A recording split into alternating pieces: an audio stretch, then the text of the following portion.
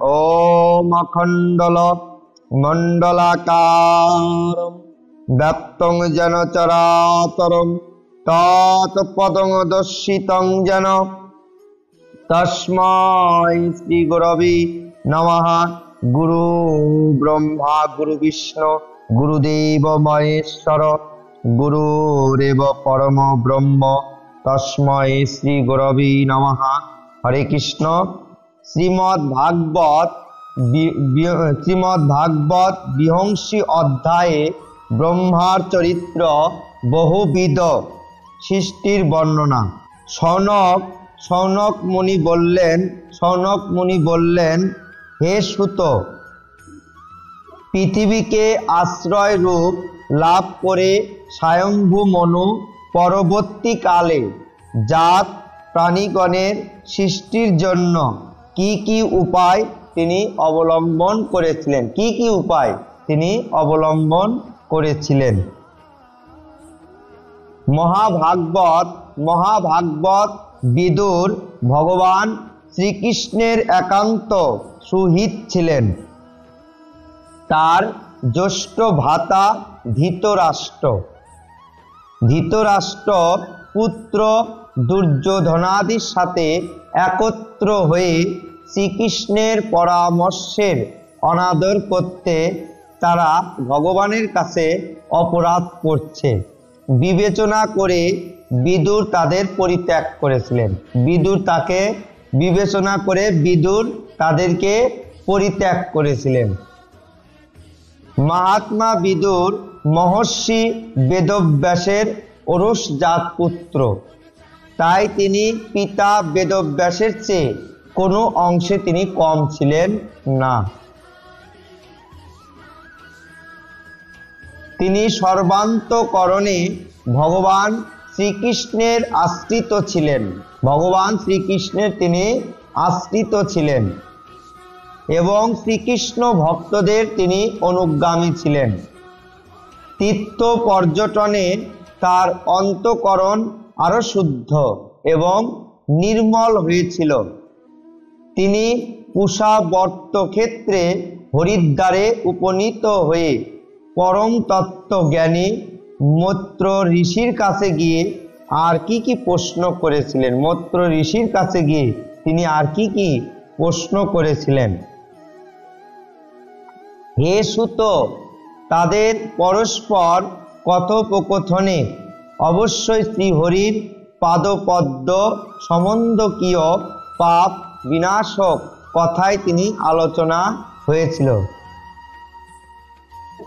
जा भगवत पादपद्म निःसृत गंगा जलेर मतो सर्वपाप विनष्ट करे। गंगा जलेर मतो सर्वपाप विनष्ट करे। हे सुत तोमार मंगल होक, हे सुत तोमार मंगल होक। तुमी आमाके भगवानेर सेई पवित्र कथा तुमी आमाके श्रवण कराओ। भगवानेर सेई पवित्र कथा तुमी आमाके श्रवण कराओ। श्री भगवानेर सकल कर्मई हलो उदार एवं कीर्तनयोग्य।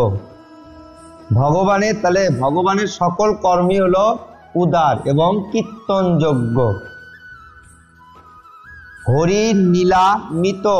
हरिनीलामित पान करे कोनो रसज्ञ व्यक्ति बा परितृप्त होते पारे।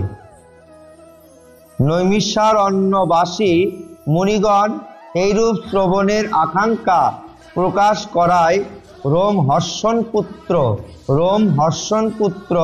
उग्रश्रवा सुत भगवानेर चित्त एकाग्र करे तादेर बोललेन आपनारा श्रवण करुन।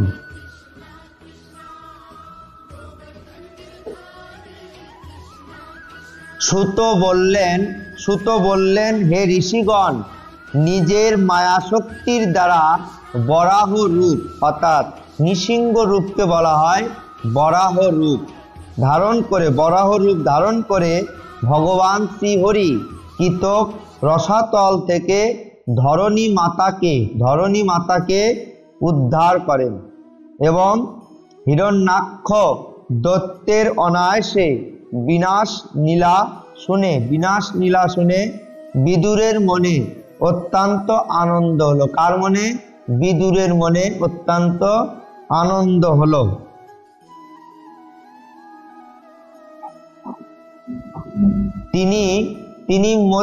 তিনি মুনিবর মৈত্রকে এই কথা বললেন। বিদুর বললেন, হে ব্রাহ্মণ, ভূত ভবিষ্যৎ সবই আপনার জানা আছে। ভূত ভবিষ্যৎ বর্তমানে সবকিছুই আপনার জানা আছে।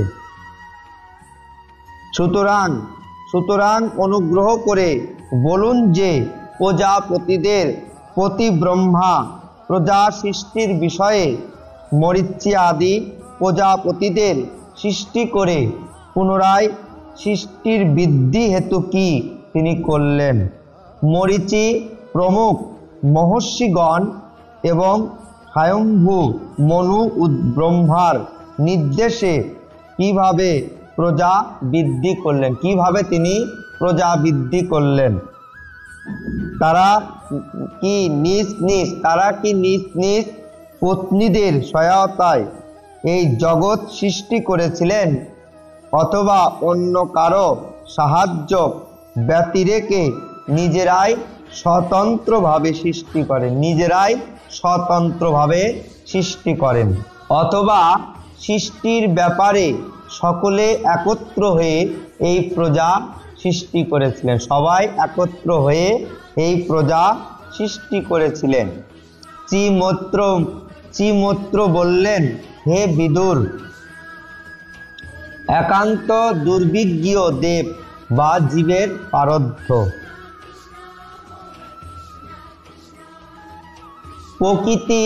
প্রকৃতির নিয়ন্ত্রিতা পুরুষ এবং কাল, এই ত্রিবিধ কারণ এবং ভগবানের সান্নিধ্যবশত ত্রিগুণময়ী প্রকৃতি সংক্ষিপ্ত বা আলোড়িত হওয়াতে তার থেকে মহৎ তত্ত্ব সৃষ্টি হলো। তার থেকে এই মহৎ তত্ত্ব সৃষ্টি হলো।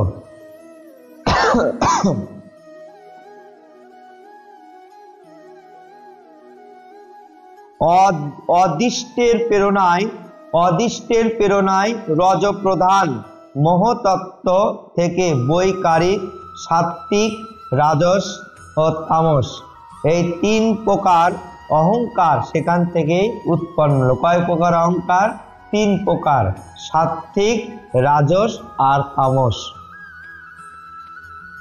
এই ত্রিগুণাত্মক অহংকার সমূহ আকাশ আদি পাঁচটি তত্ত্বের অনেক বর্গ সেখানে সৃষ্টি করল। এরা প্রত্যেককে পৃথকভাবে অবস্থান করাতে ভূতের কার্যরূপ ব্রহ্মাণ্ড সৃষ্টির কার্যে সামর্থ্য হলো না। এই ব্রহ্মাণ্ড সৃষ্টির কার্যে সামর্থ্য হলো না। এর ফলে ভগবৎ শক্তি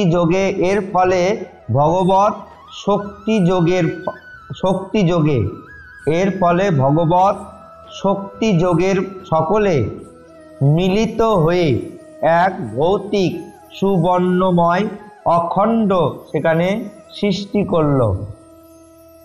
সেই অন্ডকোষ চৈতন্যহীন জড় অবস্থাতে 1000 বছরেরও অধিক কাল পর্যন্ত কারণ্যবে অবস্থান করল। অনন্তর ঈশ্বর সেই অখণ্ডের মধ্যে গর্ভোৎসাহী পুরুষ রূপে ভগবান সেখানে প্রবিষ্ট হলেন।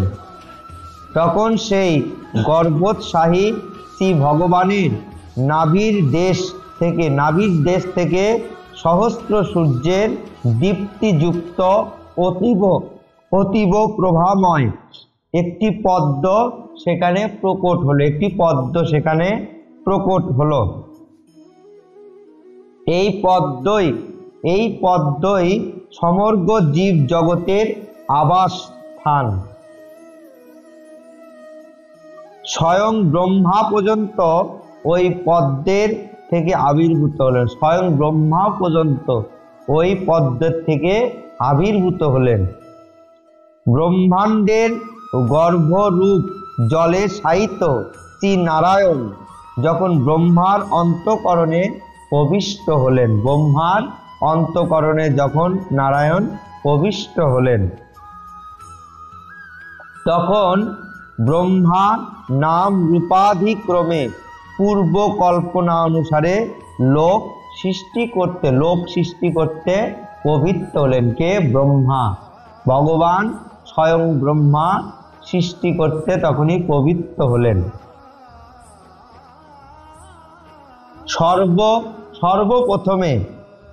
সর্বপ্রথমে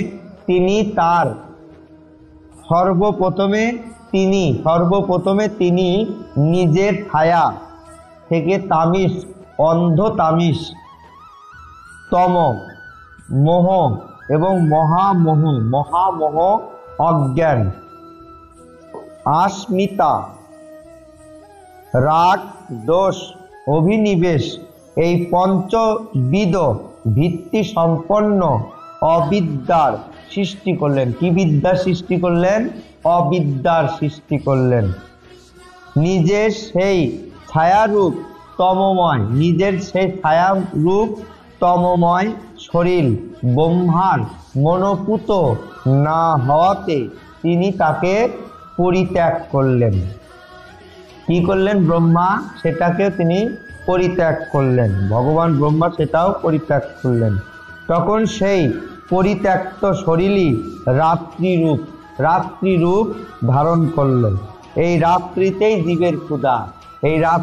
জীবের ক্ষুধা, তৃষ্ণা, ভিত্তির উদয় হয়। রাত্রিবেলায় ক্ষুধা, তৃষ্ণা, ভিত্তির উদয় হয়। সেই রাত্রিরূপী শরীর থেকে অদ্ভুত যক্ষ রাক্ষসগণ সেই শরীরটিকে গ্রহণ করলো। ফলে ক্ষুধা তৃষ্ণায় পীড়িত হয়ে তারা ব্রহ্মাকে ভক্ষণ করবার জন্য তার দিকে কি হলেন?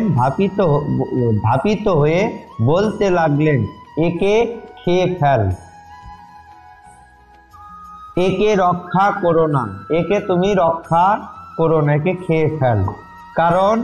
কারণ তারা ক্ষুধা পিপাসায় কাতর ছিল। ব্রহ্মা উদ্বিগ্ন হয়ে তাদের বললেন, ওহে যক্ষ রাক্ষসগণ, তোমরা আমারই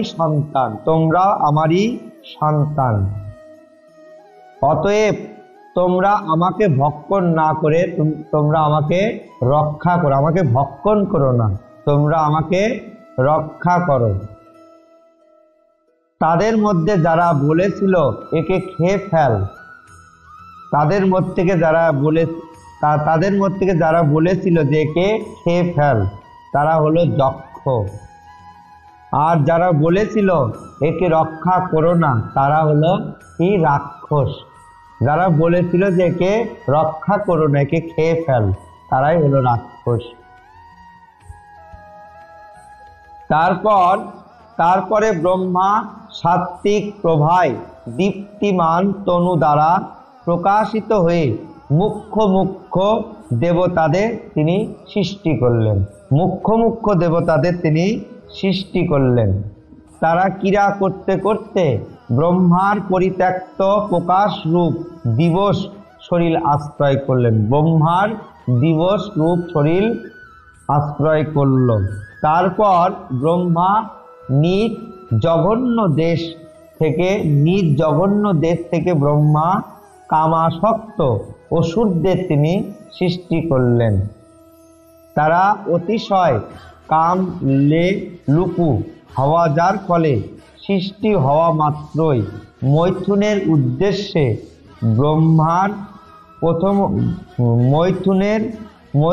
উদ্দেশ্যে ব্রহ্মার দিকেই সে অসুরা ধাপিত হলো। এই কাণ্ড এই কাণ্ড দেখে ব্রহ্মা প্রথমত হাসলেন, কিন্তু পরে নির্লজ্জ অসুরদের দ্বারা এইভাবে আক্রান্ত হয়ে তিনিও ভীত হয়ে ক্রুদ্র ও শঙ্কিত চিত্তে দ্রুত বেগে তিনি পলায়ন করলেন। ব্রহ্মা দ্রুত বেগে পলায়ন করলেন। ভক্তদের প্রতি কৃপাবশত তাদের ইচ্ছা অনুরূপ মূর্তি ধারণকারী শরণাগত বৎসল্য বিপন্ন দুঃখহারী অভীষ্ট বরদায়ী শ্রীহরির কাছে গিয়ে তিনি এই কথা বললেন। কার কাছে গিয়ে এই কথা বললেন? শ্রীহরির কাছে গিয়ে তিনি এই কথা বললেন, হে পরমেশ্বর, আমাকে আপনি রক্ষা করুন। আপনার আদেশে আমি এই প্রজা সৃষ্টি করেছি, কিন্তু এরা তো কুৎসিত প্রবৃত্তির বশে পাপ কর্মে এরা নিয়োজিত হয়ে আমাকেই ভোগ করবার উপক্রম করছে। আমাকেই এরা ভোগ করবার উপক্রম করছে। হে নাথ, আপনি বিপন্ন জীবের ক্লেশ হারি। আর আপনার শ্রীচরণের শরণ যারা গ্রহণ না করে তাদেরও একমাত্র আপনি উপযুক্ত শাস্তি বিধান করে থাকেন। আপনি এদেরকে একমাত্র শাস্তি বিধান করে থাকেন। অন্তর্যামী প্রভু তো সকলের হৃদয়ে অবস্থিত থাকেন। ভগবান কিন্তু সকলের প্রত্যেকটা জীবের অন্তরে অবস্থিত থাকেন। কোথায় থাকে? আমাদের হৃদয়স্থলে ভগবান বসে আছেন। হরে কৃষ্ণ। তিনি ব্রহ্মার কাতর ভাব দেখে বললেন, তুমি তোমার এই কাম লুপ শীত তনু তুমি ত্যাগ করো, কামের শরীর তুমি ত্যাগ করো। ভগবান তার ব্রহ্মাকে বলিচ্ছে যে তুমি এই কামের শরীর ত্যাগ করো। ভগবান এই কথা বলা মাত্রই তিনি তার সেই শরীরও ত্যাগ করলেন। ব্রহ্মা তার সেই শরীরটাও ত্যাগ করলেন। ব্রহ্মার পরিত্যক্ত সেই শরীর এক সুন্দরী নারীর রূপ ধারণ করলেন। সুন্দরী নারী, ব্রহ্মার পরিত্যক্ত সেই শরীর এক সুন্দরী নারী অর্থাৎ সন্ধ্যায় দেবী রূপে পরিণত হলো। সন্ধ্যাবেলায় সেখানে দেবী রূপে ব্রহ্মা সেই দেবী রূপে পরিণত হলো। তার চরণ কমল নূপুরের শব্দে শব্দায়মান হচ্ছিল। নয়ন মানে চোখ, তার নয়ন যুগল মত বিহুল্য এবং কোটি দেশ চন্দ্রহারের প্রভায় শোভাবিত বস্ত্রে আবৃত ছিল। তার তিন দর পরস্পর মুদ্রিত এবং ব্যবধান শূন্য। কি ছিল? ব্যবধান শূন্য ছিল। নাসিকা মানে নাক, ও দন্ত মানে দাঁত, ও দন্তাবলী অতি সুন্দর, মুখে স্নিগ্ধ হাসিযুক্ত বিলাসপূর্ণ দৃষ্টিতে তিনি অসুরদের দিকে দৃষ্টিপাত করেছিলেন। ঘন নীল বর্ণ কুন্তল রাশিতে সুশোভিতা সেই সুকুমারী লজ্জায় নিজের দেহ বস্ত্রাচ্ছলে আচ্ছাদিত করেছিলেন। হে বিদুর, সেই সুন্দরীকে দেখে অসুরকুল মোহিত হয়ে গেল। অসুরকুলও সেই সুন্দরী দেখে মোহিত হয়ে গেল। অসুররা ভাবতে লাগলো, আহা, এই রমণীর কি আশ্চর্য রূপ, কি অলৌকিক ধৈর্য, আর কি অপরূপ নবযৌবন। আমরা সকলেই এর প্রতি কাম পীড়িত, কিন্তু ইনি কেমন স্বচ্ছন্দে নিষ্কামার মতো ঘুরে বেড়াচ্ছেন। নিষ্কামার মতো এই সুন্দরী নারী ঘুরে বেড়াচ্ছেন।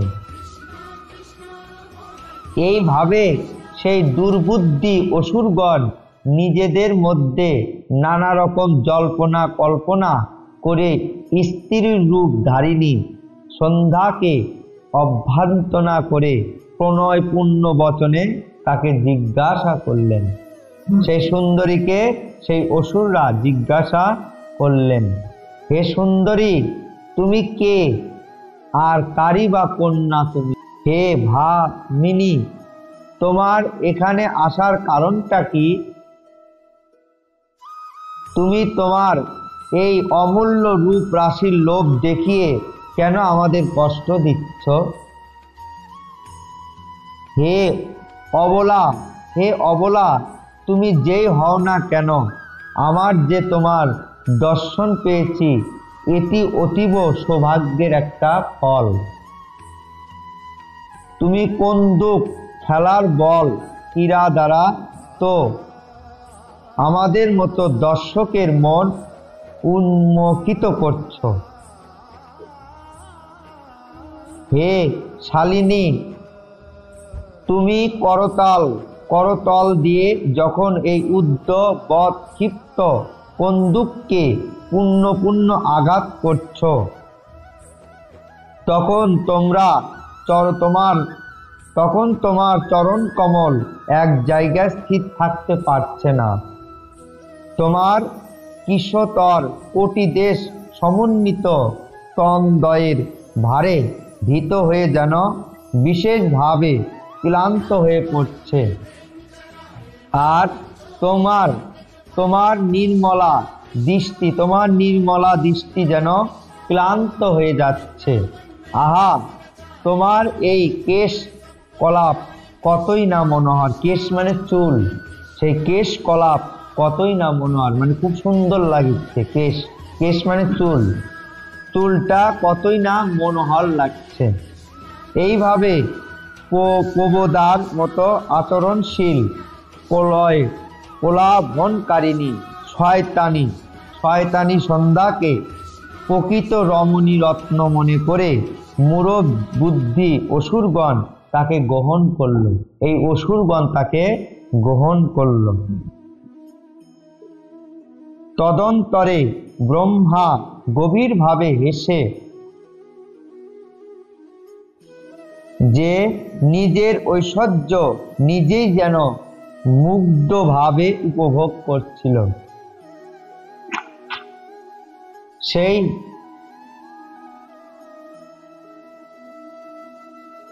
সেই ঐশ্বর্য প্রকাশিকা নিজ কান্তিময়ী মূর্তি থেকে গন্ধর্ব ও অপ্সরাদের সৃষ্টি তিনি করলেন। অপ্সরাদেরও তিনি সৃষ্টি করলেন। তিনি জ্যোৎস্না চন্দ্রিকা রূপ নিজের সেই কান্তিময় প্রিয় শরীরও তিনি পরিত্যাগ করলেন। সেই পরিত্যক্ত শরীরকে বিশ্বা বসু ইত্যাদি গন্ধর্বগণ আনন্দিত মনে সেটা গ্রহণ করল। তারপরে ভগবান ব্রহ্মা নিজ তদ্রারূপ আলস্য দ্বারা ভূত পিশাচদের তিনি সৃষ্টি করলেন। তাদের দিগম্বর উলঙ্গ ও আলুলায়িত কেশ বিশিষ্ট দেখে তিনি চোখ দুটি বন্ধ করলেন। অনন্তর ভগবান ব্রহ্মা কিছুক্ষণ পরে জিহ্বা অর্থাৎ আলস্য রূপ তনু ত্যাগ করাতে সেই ভূত এবং পিশাচেরা সেই তনু গ্রহণ করল। এরই নামই নিদ্রা বটে, যার থেকে জীবের ইন্দ্রিয় শীতল হতে দেখা যায়। যদি কোনো মানুষ উচ্ছিষ্ট মুখে শয়ন করতে যায়, তাহলে ভূত পিশাচ আদি তাকে আক্রমণ করে এবং তাকে উন্মাত্ত বলা হয়। তাকে আক্রমণ করে কে? যদি কোনো উচ্ছিষ্ট মুখে শয়ন করে, মানে এটো মুখে যদি কোনো ব্যক্তি শয়ন করে, তাহলে ভূত এবং পিশাচাদি তাকে আক্রমণ করে এবং তাকে উন্মাত্ত বলা হয়, মানে পাগল করে দেয়। এরপর ভগবান ব্রহ্মা একদা মনে মনে নিজেকে সত্য প্রধান তেজময় বিবেচনা করে অদৃশ্য রূপের দ্বারা সাধ্যগণ ও পিতৃগণকে তিনি সৃষ্টি করলেন। সাধ্যগণ এবং পিতৃগণকে ভগবান ব্রহ্মা সৃষ্টি করলেন। সাধ্যগণ পিতৃগণ নিজেদের উৎপত্তি স্থল সেই অদৃশ্য শরীরকে আশ্রয় করলেন, সেই অদৃশ্য শরীরকে তিনি আশ্রয় করলেন। পণ্ডিতগণ এই অদৃশ্য শরীরকে উদ্দেশ্য করে সাধ্য ও পিতৃগণকে শ্রাদ্ধাদি দ্বারা হোম ও কাব্য পিণ্ড প্রদান করে থাকেন, কাব্যপিণ্ড প্রদান করে থাকেন। নিজের অন্তর্ধ্যান শক্তি দ্বারা ব্রহ্মা সিদ্ধ ও বিদ্যাধরদের তিনি সৃষ্টি করলেন এবং সেই অদ্ভুত অন্তর্ধ্যান বিদ্যাযুক্ত শরীর তাদের প্রদান করলেন। একদা ব্রহ্মা নিজের প্রতিবিম্ব দর্শন করেন। প্রতিবিম্বে নিজেকে অতীব ঐশ্বর্যশালী দেখে সেই প্রতিবিম্ব দ্বারা কিন্নর ও কিং পুরুষের সৃষ্টি করলেন, কিং পুরুষের সৃষ্টি করলেন। ব্রহ্মা সেই প্রতিবিম্ব শরীর ত্যাগ করলে তার সেই পরিত্যক্ত প্রতিবিম্ব শরীর কিন্নর ও কিং পুরুষগণ গ্রহণ করল, কিং পুরুষগণও সেটা গ্রহণ করল। এই জন্য এই কিন্নর ও কিং পুরুষগণ সকলে তাদের পত্নীদের সঙ্গে উষাকালে ব্রহ্মার গুণ কর্মাদির গান করে থাকেন। উষাকালে ব্রহ্মার গুণ এবং কর্মাদির গান করে তারা থাকেন। সৃষ্টির বিস্তার হচ্ছে না এই রকম একটা ভাবনা ব্রহ্মার মনে আসতে তিনি হাত পা সব ছড়িয়ে লম্বমান হয়ে ব্রহ্মা শয়ন করলেন। পরে ক্রোধবশত সেই নিজ ভোগময় শরীর পরিত্যাগ করলেন।